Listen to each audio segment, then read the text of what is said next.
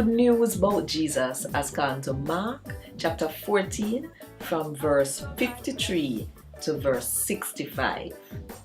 The leader them question Jesus. Then carry Jesus go where the leader for the priest them, the head priest them, the law teacher them, and the elder them gather up. And Peter did a little further off and follow Jesus all the way to the leader for the priest them yard. So Peter go sit down which part the yard them there, and did make the fire keep him warm.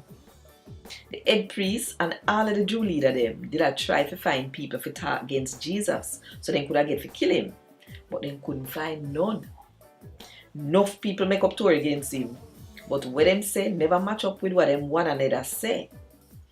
Some of them turn up and tell the lie upon him. We hear him say, "Me we tear down God house when man make and build back one in a 3 days when man no make." But all when them a give a story, what them say never match up. So the leader for the priest them turn up in front of everybody and ask Jesus say, "You know nothing to say. What kind of sitting them here them a say about you?" But Jesus keep quiet. He never say a word. So the leader for the priest them ask him again, "You are the Christ, the most high God where we praise boy picnic?"